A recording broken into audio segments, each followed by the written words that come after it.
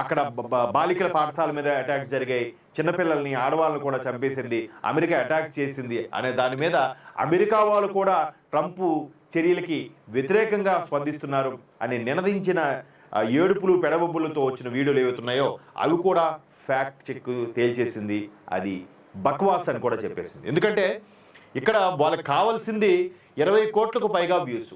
20 కోట్ల వ్యూస్ అంటే ఎంత అమౌంట్ వస్తుంది? అలాగే 19 లక్షలకు పైగా ఫేస్బుక్ లైక్స్ వచ్చాయి, ఫేస్బుక్లో కూడా లైక్స్. ఇది ఇన్కమ్ జనరేట్ కోసం ఎవడో ఇల్లు కాలిపోయి ఏడుస్తుంటే అందులో పేలాలు బాగా కాలేరని చెప్పి పేలాలు ఏరుకుని తిన్నాడట ఒక వెధవ.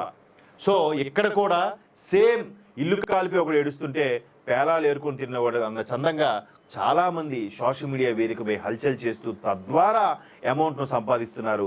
దాని ద్వారా కొనుక్కున్న బియ్యం వాడికి అరగవు. అది అరగవు అనే విషయం వాళ్ళు గుర్తించాలి, గమనించాలి. ఎందుకంటే ఒకటి ఇలాంటి ఫేక్ వీడియోస్ వల్ల ఉధృతంగా అయిపోయి మరికొద్దిగా భావజాలాలు పెరిగిపోయి కక్షలు కార్పణ్యాలు పెరిగే అవకాశం ఉంది తప్ప శాంతించు. అది అందరికి కూడా ఆ ఉసురుకి కారణమవుతారు ఇలాంటి వీడియోస్ పెట్టిన వాళ్ళందరూ కూడా.